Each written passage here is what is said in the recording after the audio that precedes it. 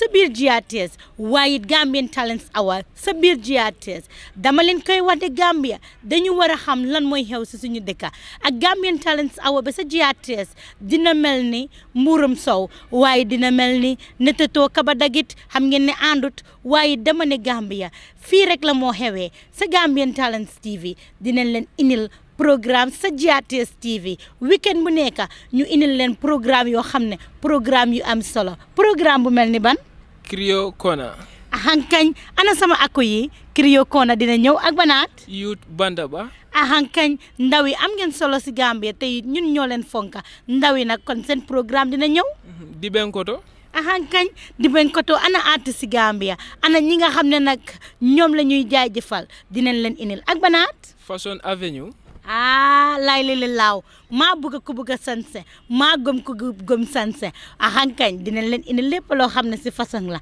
si sanse yu nice si fer yu nice si xam ngeen ni ma koy waxee rek jigéen da ngay mën sa bopp waaye it góor doo dem ñu bala ak banaat Gambian Pride Show laay li laaw Gambie ñun ñoo am ñoo xam ne ñu jara tiitalu la ñu jara puugaru leen kon nag ñun dinañ leen célébrer ak banaat ñoo baay show ahankañ ñoxo baay soo dina ma neex mu ne ko naka la santa Juufa ñoxo baay dina jàkkaarloo nag suñu ay politician suñu ay ndaanaani Gambia kon nag yëpp si ñoxo baay soo bi la dina am solo Semester Avenue laay léeg-léeg laaw Semester Avenue daa may neex ma leen ay dalal di jàkkaarloo yéen si li nga xam ne mooy airport bi di face à face ak yéen si fi nga xam ne mooy seeni kër Semester yi yéen la de dama ne yéen ñii yéen ay jàppale Gambie ak banaat Gambian Talent Forum Gambian Talents Forum am na solo bu baax a baax fii la ñuy waxtaanee politique fii la ñooy waxtaanee li nga xam ne mooy dajji paquet yu eesi lépp loo xam ne xew na si Gambia te it gars yi ragal nañ koy wax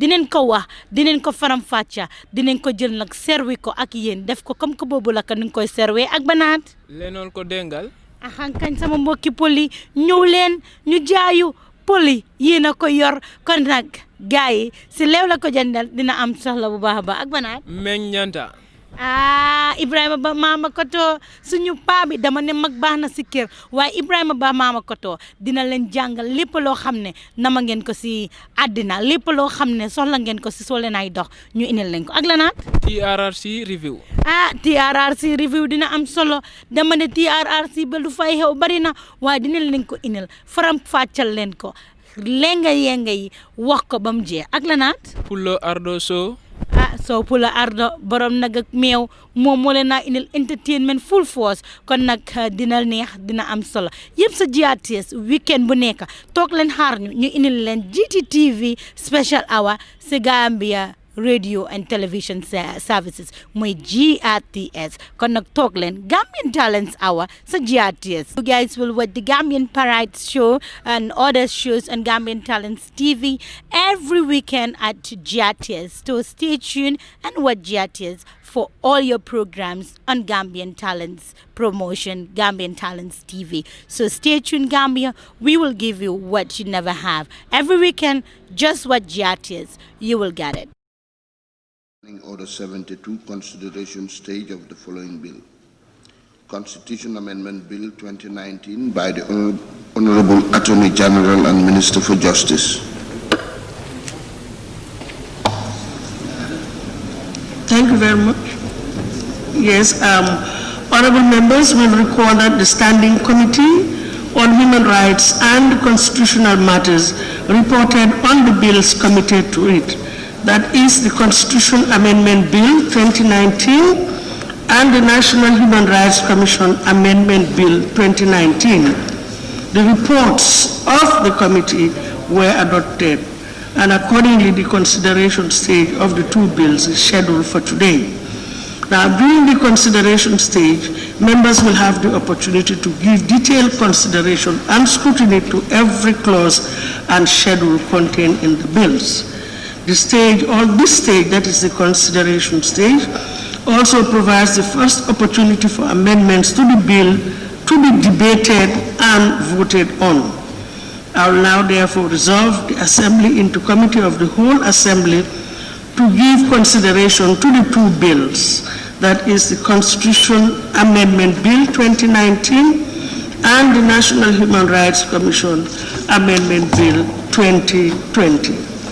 The Assembly now resolves into Committee of the Whole Assembly. Thank you.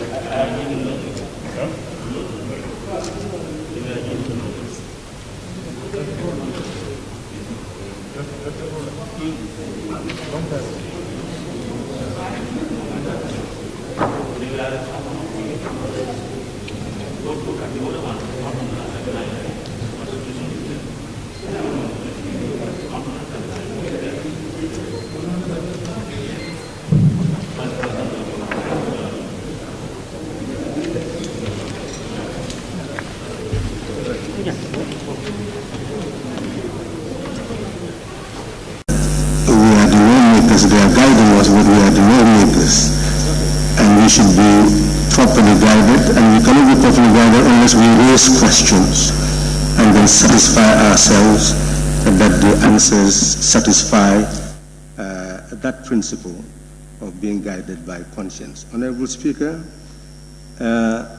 again, we'll just mention this for the Honorable Attorney General to focus on and guide us. The amendment is a person shall be qualified to be appointed as judge of the High Court if he or she has qualified to practice. Qualified to practice. Now, if you look at the original provision, it says that he or she has practiced as a legal practitioner, has practice. That is, if you go to 139.4 of the what is in the Constitution that we seek to amend. What we seek to amend states in this element of practice that if he or she has practiced as a legal practitioner.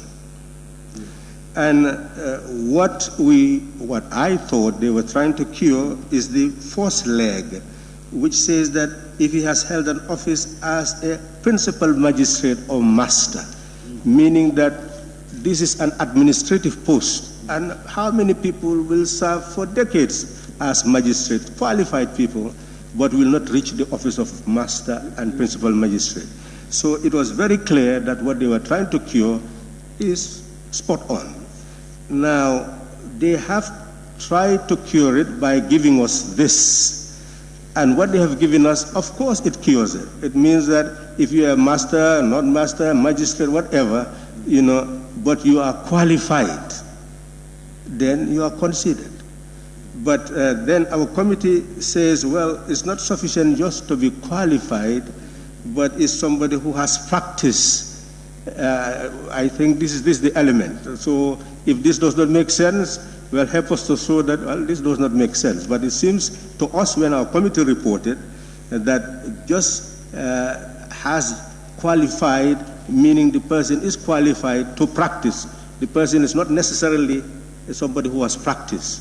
And they felt that, well, that person really should not be competent to hold that office. Well, this is the debate. So it's not a very irrelevant debate. I think it's relevant in lawmaking.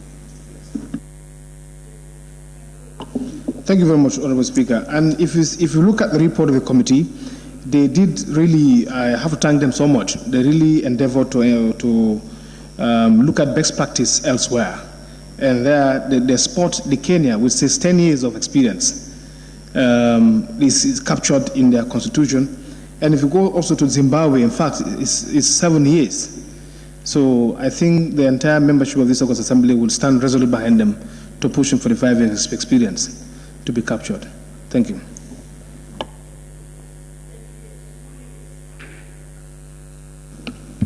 Yes, Honorable Speaker, I don't know, the Attorney General was talking about the Judicial Service Commission responsible of experience. So, but if you look at 139.4, it has always been mentioned in the opinion of the Judicial Service Commission. If the person has this experience, they can appoint. So our concern is to capture experience. We don't want to just leave it blank like that. We want to ensure that experience counts. Whether if that is in practice, that's what they are doing, then we are fine. But it needs to be captured. That is our concern. So how we can do that? You understand?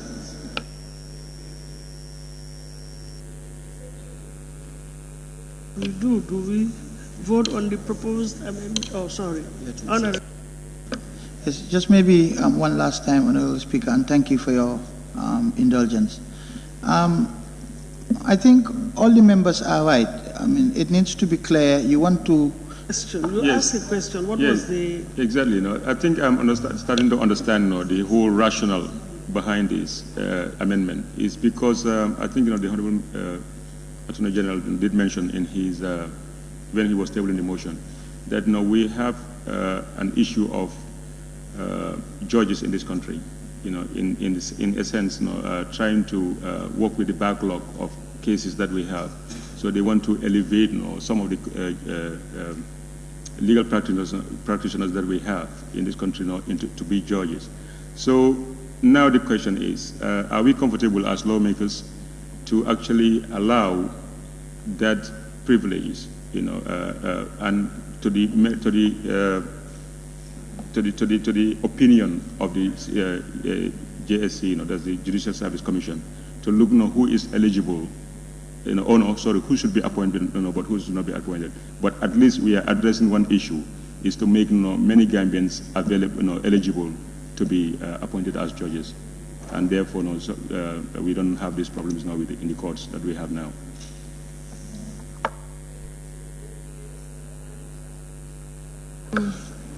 We should just bear in mind, Madam Chair, that it is not an alternate. It is both. It is not either or. It is the qualifications plus the 5-year experience. So I think that should be emphasized. That is very important. That is what I wanted to make an emphasis on that. It shouldn't be left on the Commission to just. It should be emphasized. Yes, Honorable Speaker, I think the Judicial Service Commission, we are trying to give guides. In terms of scrutiny, of course, we are not debating whether we trust them or not. But in terms of scrutiny, we are trying to guide them that this is the period that one might have in order for him or her to be qualified. And the period that the committee is recommending in consultation with the authorities responsible is 5 years.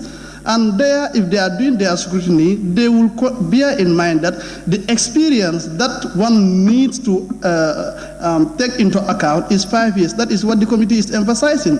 And I will repeat by saying the committee was not doing this alone. The authorities were consulted and they were satisfied with this. Madam Speaker. Let me put it this way, that their amendment is saying that the person shall be qualified to be appointed as a judge of the High Court if he or she has qualified to practice as a legal practitioner. That's the qualification. And what we are saying, could it also include either has qualified to practice as a legal practitioner, and we are saying if he has qualified and is sitting as a magistrate or has, here it is saying has practice, is either the bench or has practiced as a legal practice. How do we coin this, Honorable Attorney General, where the person is qualified but has been a magistrate or has practiced, as a legal practitioner? Is there anything we can do? Because this is the mind of the committee, and help us to know that we were trying to do what we are supposed to do, to cure something. We have cured what you said, the principal magistrates and masters having monopoly of being appointed, even though others may have had the experience. Okay, that you've cured. But what is being said is that we've created another illness where we're just dealing with people who are qualified and may not have sat in the bench or may not have even cared, to really practice. So how do we handle that? That's what we are trying to cure.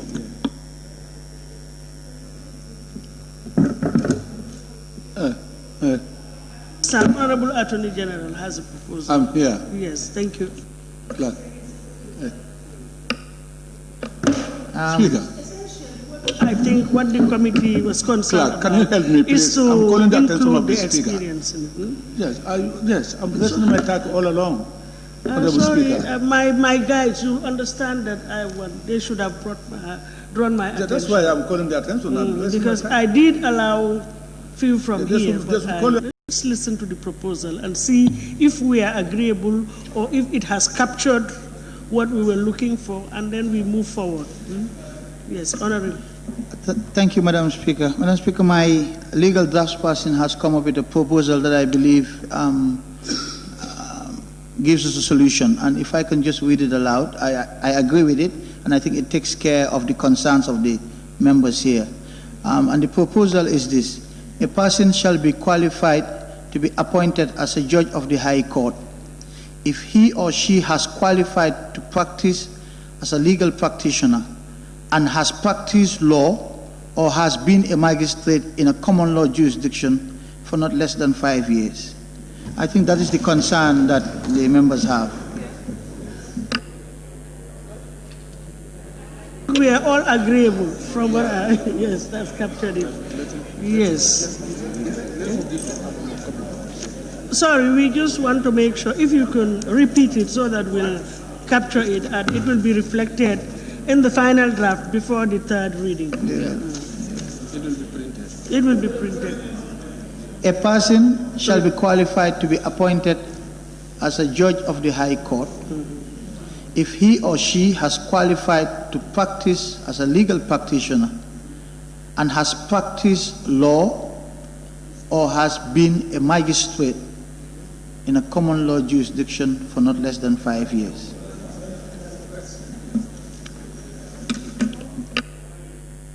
Yes, are we comfortable with that? Yes, thank you very much. Thank you very much. Okay. Yes. Amendment of Section 139. Yes, it is proposed that Clause 3, amendment of Section 139 stand part of the, as amended. The amendment as amended, it was an amendment, but it has been further amended. So as amended, stand part of the bill, as read by the Honorable Attorney General. Those in favor, please say aye. Those not in favor, please say no. We vote for the amendment. Pardon? We need to vote for the amendment first, the amendment of the amendment. Yeah, that's why I said as amended. Yes, okay. Yes, Right. in fact, I did say as amended. That was when he raised his hand. I said it was initially, this is an amendment, but the amendment was further amended. And that's why I said as amended. So I can read it again.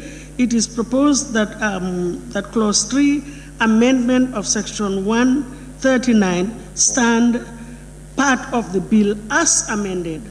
Madam Speaker, I believe it's 139.4. 139.4, yes. No, if you look at what we are putting this clause. You look at Clause 3. Chair. Sorry, let's not confuse each other. It's 3. Chair. Seeking to amend. Clause 3 is seeking to amend. Subsection 4. Can you see it? Yes. Thank you. Yeah. So we are together. Are we? Thank you very much. Clause 3 as amended stand part. Now, Clause 3 as amended stand part of the bill. Yes. It's Clause 3. If look that the bill entitled an act to amend the Constitution of the Republic of the Gambia, Amendment Act 2020, as amended, stand part of the bill. That's all the clauses. Those in favor, please say aye. Those not in favor say no. So the ayes have it. So the clauses as amended stand part of the bill. Thank you. We'll proceed with the next bill. Clerk? Yes. National Human Rights Commission Amendment Bill 2020. Let's be specific. Thank Yes, you. Councillor. Thank you, Honorable Chair. I think I'm just trying to emphasize what have been said by the previous speakers, because we're trying to avoid a situation where the individual will use certain grievances because of the powers vested on you to act in a manner that is not going to suit the interests of the nation. So I think we need to better qualify that statement. It is qualified. Okay, Madam Speaker, let me just refer the Parliament to the report of the committee. Can we go there? Page 4. The National Human Rights Commission was explaining this, and they explained that the purpose of suggesting the amendment was to prevent or deter the executive from abusing the phrase. But the committee directed the attention of the Human Rights Commission to the statutory rules of the interpretation. Sui generis, that means from any other cause, will be interpreted in line with the infirmity of mind or body. Thus, it is not capable of being misused, and even in such a case, the National Human Rights Commission Act demands a medical board to sit and investigate the matter before any commissioner is removed. I think that should help us.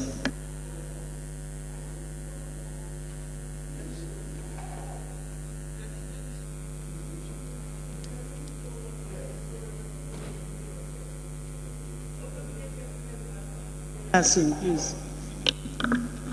I think I'm okay. I wanted to elaborate because on that day I remember fully this is what we were discussing and we were all there.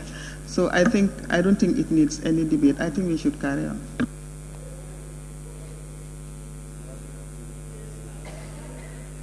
North. Thank you very much, Honorable Chair. Well, I think what the Honorable Member for Sabah Sanjal explained indicates that there is no connection. This can be subjected to abuse. No, it's not. No, I'm coming. Honorable, I'm on my... I'm just urging the members of the committee to really concede that definitely this is giving room for abuse. Any other cause can be anything.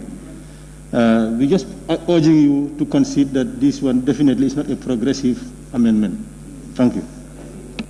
Take Upper Fuladu so that I'll allow the Honorable AG to respond. Yes, given the fact that this provision has exhausted reasons for removal, I think the phrase from any other cause is opening it up again, because it's talked about incompetence, bankruptcy, convictions, and other issues. So it has exhausted the reasons, but from any other cause, basically here is prone to abuse. I think it should be removed to make sure these things are clarified. I agree with the Honorable Member for Serekunda that the state appears to want to be more progressive than some members of the Assembly. We want to remove any other cause. The any other cause is not linked to the infirmity of body or mind. It is linked to the inability to perform. And we have, under the different subparagraphs, other conditions that may lead to removal. And that is why we thought the any other cause is not only redundant, but it's also is potential for abuse. And since we're trying to strengthen these institutions, we thought we agreed with the National Human Rights Commission in our consultation with them to delete. It is now up to this House to agree with us or to do otherwise. Thank you. Clause 5, amendment of Section 9, stand part of the bill. It is proposed. Yes, it is proposed. Stand part of the bill. Those in favor, please say aye. Those not in favor, please say no. So the ayes have it. Now, Clause 5, amendment of Section 9 now stands part of the bill. Thank you. Clerk, can we Clause 6, proceed to the amendment next? of Section 11. Thank you. It is proposed that Clause 6, amendment of Section 11, stand part of the bill. Sorry. Those in favor? No, 11 were.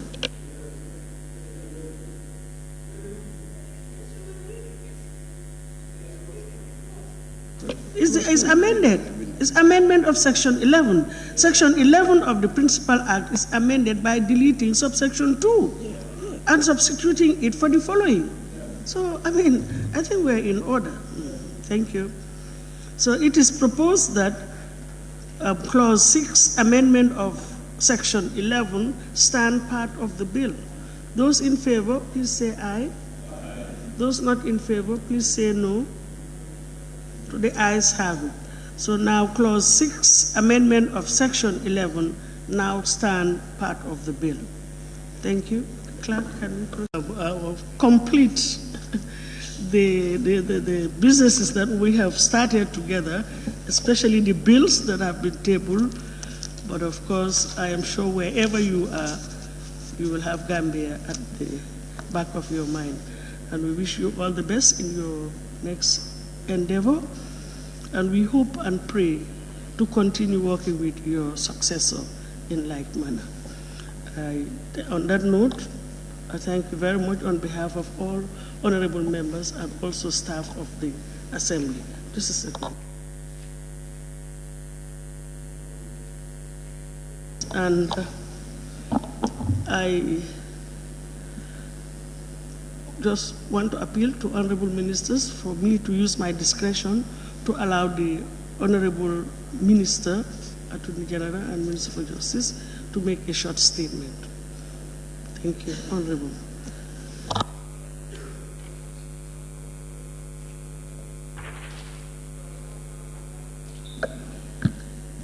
Thank you, Madam Speaker. Thank you, honorable members.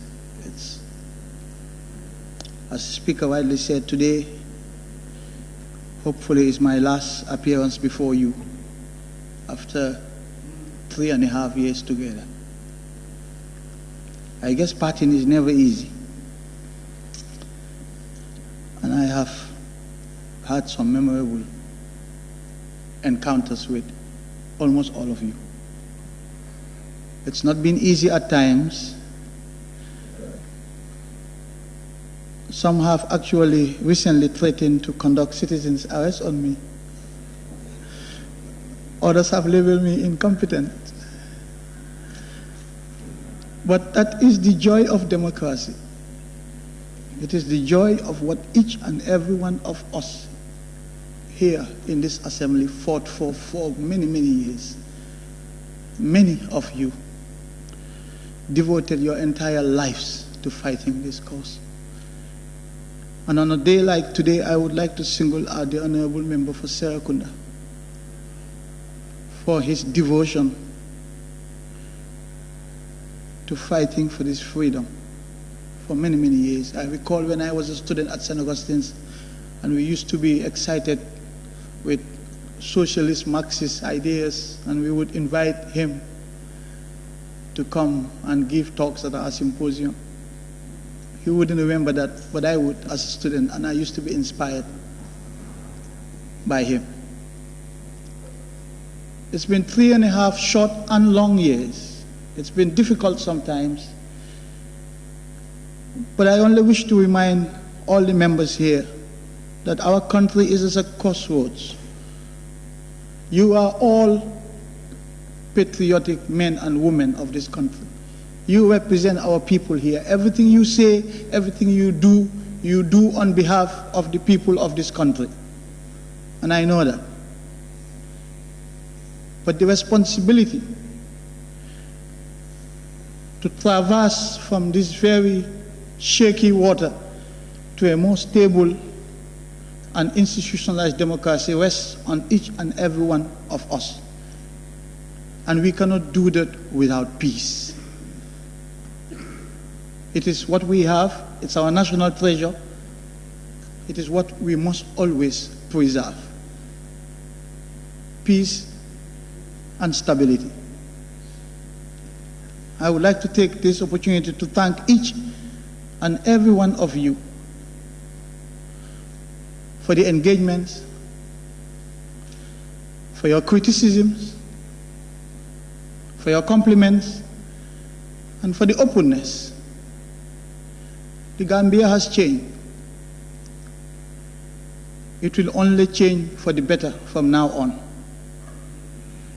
You, more than anyone out there, has a unique responsibility to ensure that there is transparent, open, and accountable government in this country. You, more than any other constituency out there, have a unique ability to check the excesses of power. You have a heavy burden to make sure that this country will no longer go back to a dictatorship. And you are already doing that. I can only encourage you to do that some more. See the executive as your partners in development and engage constructively. Of course, sometimes our decisions will be swayed by our partisan political interests. But what makes us true Democrats is the ability to identify a national crisis and come together and put aside our political differences. It's going to be difficult going forward. Democracy is chaos. We will not like some of the things that have been said about us. We will not like the insults on social media. We will not like the unfair, unjustified criticism sometimes. But I personally, and I know as much as you, prefer to live in this climate than the climate that we came from on 1st of December 2016. It belongs, or it behoves all of us to ensure that the Gambia we bequeath to future generations is the Gambia that we inherited before 22nd July 1994. I thank you all for your support. I thank you, Honorable Speaker. I thank the Office of Clerk. I thank you. Or three honorable members who may wish to say something. Otherwise, yes, we'll take one from honorable member for Lower Nyomi. Yes, okay. Yes, thank you. We'll take these three. Thank you. Honorable members, Madam Speaker, today is a sad day. It's also a very happy day. This is the embodiment of parting. It is sweet, but it is also bitter. To him who is going, is sweet to him. But to us, whom he has left behind, or whom he is leaving behind, is painful. Because we have been used to him. He is talked of 3.5 years. He did not talk of 3.5 days. He did not talk of 3.5 months. He talked of 3.5 years. I remember meeting this minister, if you could recall, when the trees were being planted in the frontage. That was the first time I met him in the flesh. I had wanted to discuss certain things with him. I asked for his telephone number. This man is a very committed man. He is very sincere and he is very honest. The last time I requested information from him was about 2 weeks back, when I was receiving the mayor or the mayoress of Banjul to clarify why I should be given 10 people, considering the fact that I have that high-profile personality coming to the constituency for the extension of a donation. He said it as it should be. I acted as I thought I would be. But we are losing. We are losing. I hope the guy who is going to take after you would be able to stand on the same stead and be very open, be very honest, be very dedicated, and be very sincere. Not only to the office and to the man who appointed him, but to the nation. Because that's the whole barometer. Honorable Minister, thank you for your time. Thank you for your dedication. Thank you for your support. And thank you for the work that you have done for this nation. We can attest to that. Those of us who have had this interaction with you, thank you very much. Thank you. Banjul South. Let's be precise. Thank you very much, Madam Speaker. It's an emotional day having to say goodbye to Bar. For me, it's not goodbye. It's see you later. Because Bar is not, I've known Bar for a long time. It's not only work. He's a friend. He's also a brother. You can all attest, and Bar can attest, that I detach emotions from my work. I think I've been one of the hardest on Bar in this National Assembly. Not because I question his integrity, but I know Bar can take us where we wanted to go. That was why I kept pushing.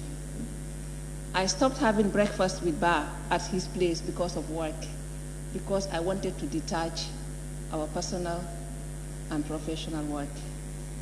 But Bar, I wish you well.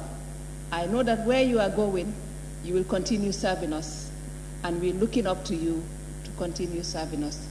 All I can say today is thank you for your services to this nation. You came in when it was needed.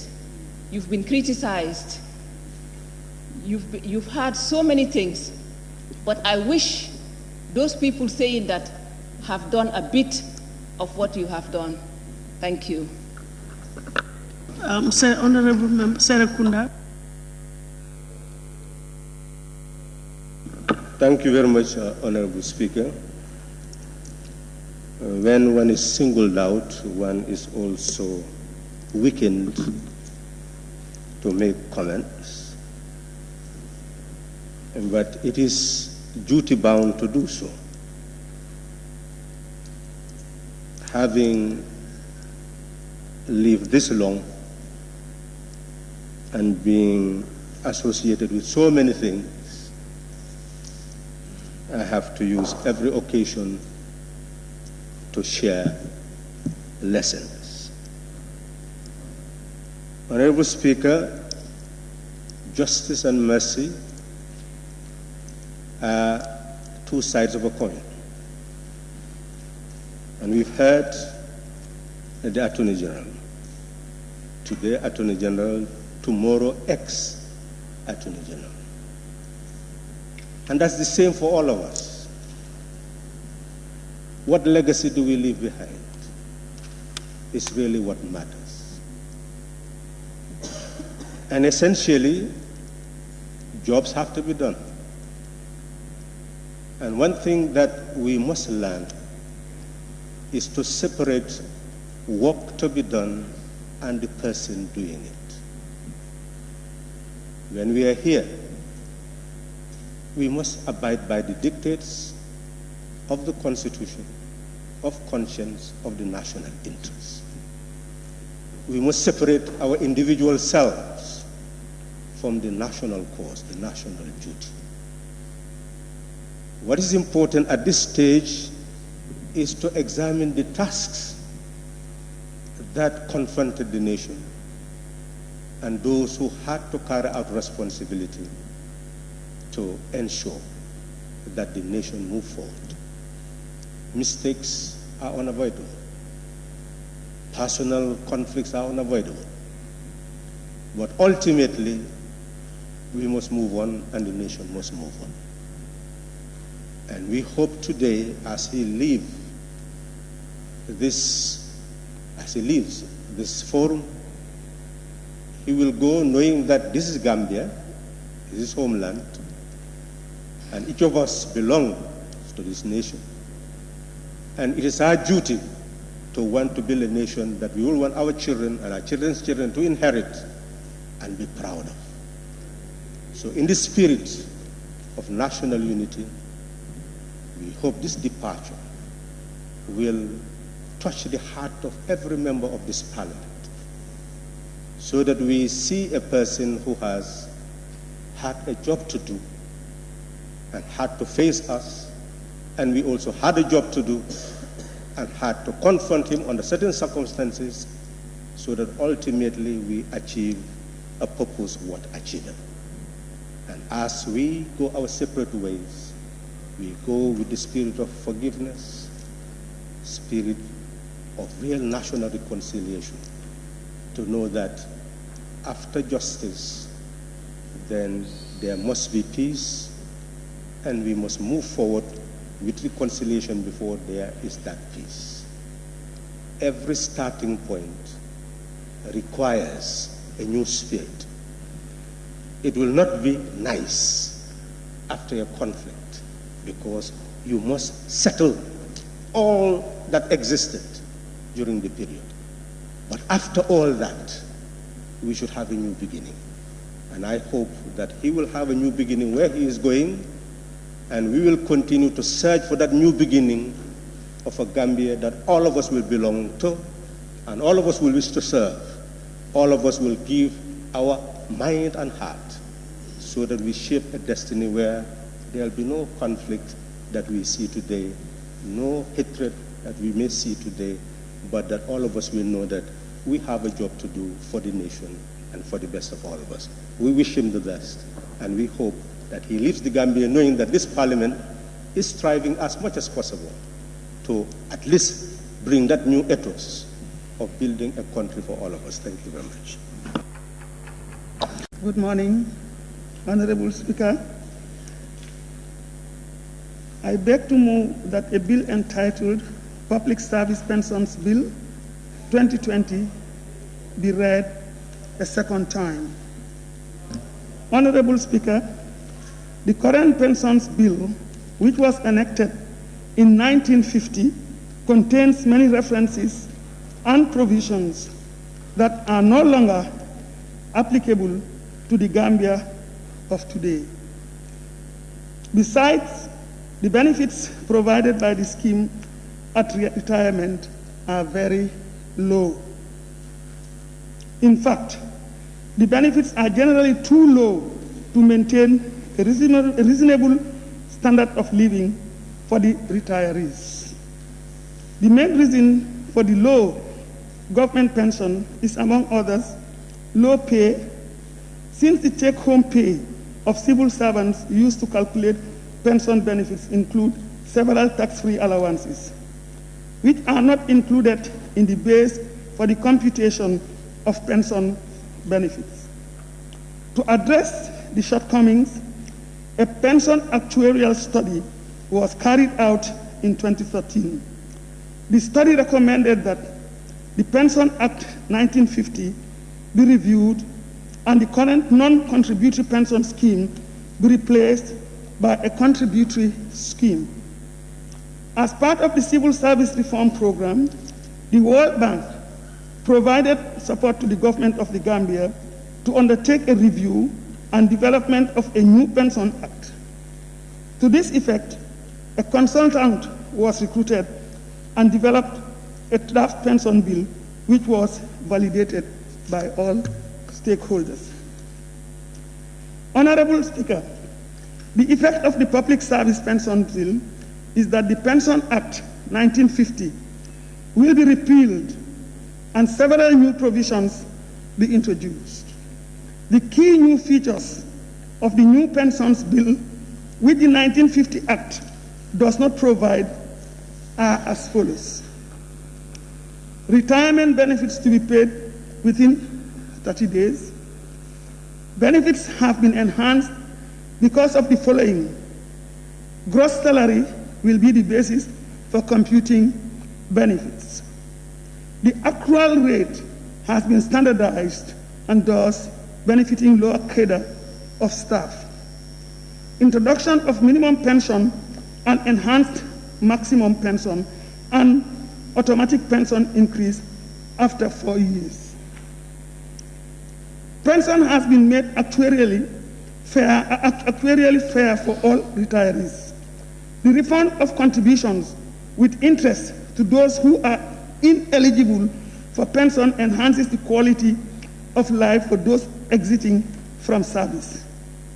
Dependent pension for 5 years have been introduced to enhance the quality of life of dependents of a deceased pensioner or officer in service. Pension for those living on account of incapacity has been provided for. Those resigning from service under the Pension Act 1950 were ineligible for any benefit.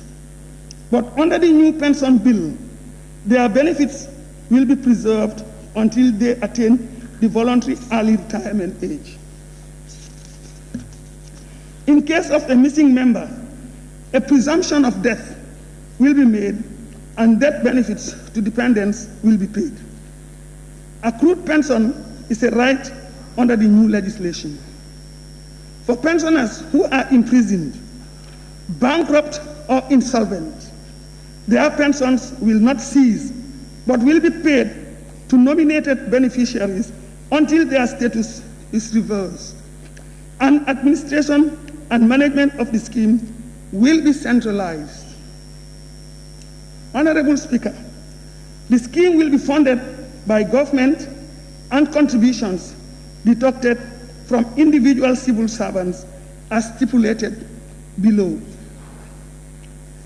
Pensions, gratuities, and any other benefit which are payable under this Act shall be funded by the government tax revenues and contributions made by public officers employed by the government. The Accountant General shall deduct contributions from every public officer an amount equivalent to 5% of pensionable emoluments, and the amount shall be remitted immediately to the consolidated fund.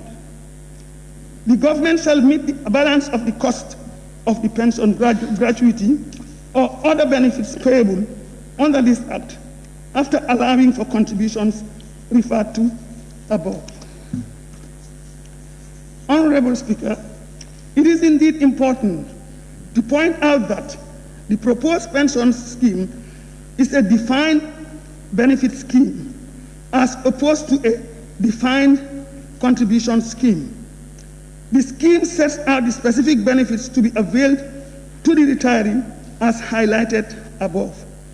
As such, upon attaining the age of retirement, a civil servant's pension is calculated taking into consideration average salary and length of service to determine the amount payable to the retiree.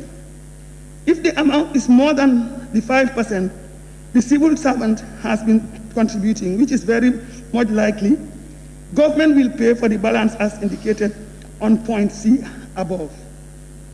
The 5% civil servant's contribution is estimated to generate over 173.6 billion Gambian dollars yearly, which will be directly and immediately remitted to Consolidated Revenue Fund. This figure is based on the current staff complement of the civil service. Honorable Speaker, the new Pensions Bill seeks to repeal the 1950 Pensions Act, hence the involvement of the Office of the Solicitor General from inception of the review to date.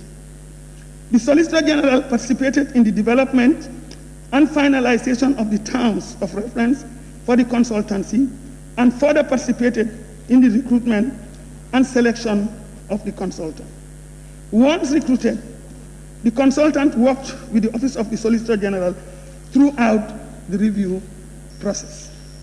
Similarly, following the completion of the review, the consultant produced a draft pension bill which was subjected to an in-house review attended by key stakeholders, including the Solicitor General, before the wider stakeholder validation workshop. Furthermore, upon validation, the draft bill was submitted to the Solicitor General for legal formatting and subsequent gazetting after approval by the Cabinet. Honorable Speaker, there are general provisions on the management of the transition period once the bill is enacted. This is important because the bill proposes to repeal the Pensions Act 1950, which has been in force since 1946 and under which current pensioners receive their pensions. This part repeals the Pensions Act 1950 and provides that current pensioners will continue to receive their pensions under that repealed act.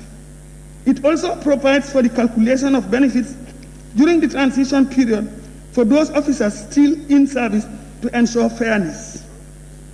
If there are pending proceedings, whether criminal or civil, under the Pensions Act, they will proceed to be prosecuted under that statute. Other laws or subsidiary legislations which are currently in force relating to pensions are preserved by the bill until those laws are repealed or revoked. The Minister will make more regulations under the bill to ensure that the bill, once enacted, is better carried out in the course of implementation. Honorable Speaker, to minimize the undue delay in the processing of pension benefits, there will be centralized Directorate of Pensions under PMO charged with the responsibility of administration and management of pension benefits. This will expedite the payment process and reduce the physical movement of personnel files from one department to the other as being practiced currently. The Directorate will be headed by a director and shall have 4 core business units, namely registration management, assessment and verification, account management and operations, which shall manage registration, assess and verify benefit computation, and manage accounts. There will be other support functions, such as IT services, risk management, operations, policy, complaints management, and communication. Honorable Speaker, with this introductory statement, I beg to move. Thank you very much. Speaker, I rise to second the motion, and I would like to use this opportunity to make a very short intervention. Honorable Speaker,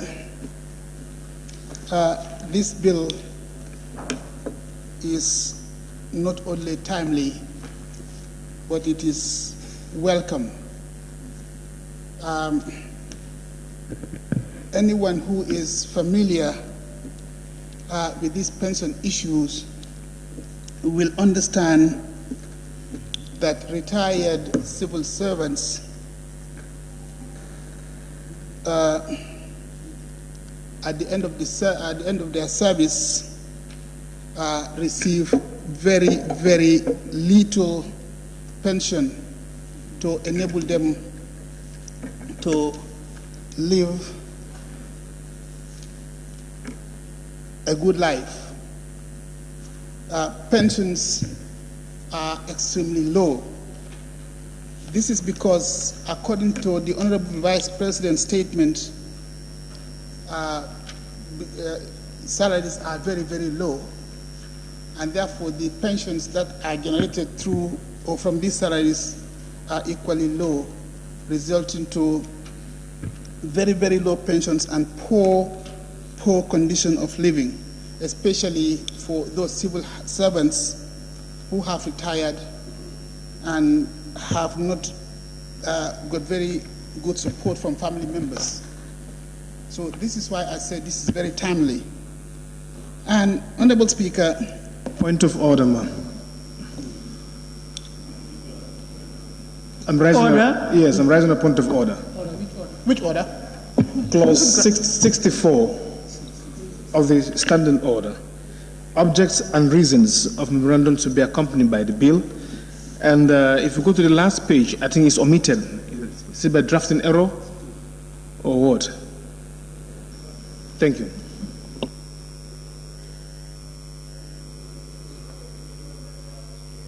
It's observed. I've just looked at it, but if you say order when he's on his left, I don't think that has anything to do with him. So, yes, please, thank you.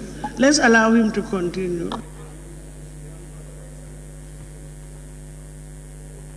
Honorable Speaker,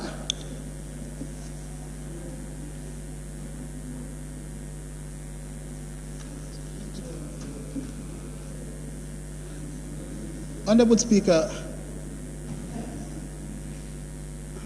may I continue, please? Oh, she's busy talking to somebody. Continue. All right. Okay, Honorable Speaker, not only are these pensions very, very low, but they are extremely difficult to get. I have known people who have retired from the civil service, and they have expended a great deal of effort to try to get these pensions because one, they are centralized, and two, because of want of proper record keeping.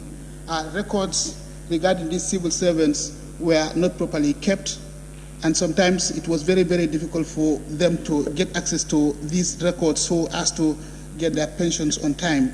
So I hope that this new bill will seek to address all those issues, because otherwise the purpose will be defeated. Honorable Speaker, I have seen personal accounts of people who have retired from the civil service. They have tried and tried until they died without having access to their benefits after retiring from the civil service. And this is why in the beginning I said it's very, very timely, and it is also a welcoming move to come up with such a bill. But since the bill is going to be committed to the relevant committee, and thereafter the report will be brought back, I will reserve some of my comments until the report is brought back here for scrutiny and probably debate. On that note, thank you, Honorable Speaker. Yes, thank you. And one of them is there's a motion to be tabled for the extension of a state of public emergency. And the motion will be tabled tomorrow. And the table office, together with the office of the clerk, will endeavor to make the documents available for your scrutiny prior to that. And on that note, I will now put the question: be it resolved that this August Assembly do stand adjourned till Tuesday, the 30th of June, 2020 at 10 a.m. Those in favor, please say aye. Those not in favor, please say no. So the ayes have it. The Assembly now stands adjourned till Tuesday, the 30th of June, 2020 at 10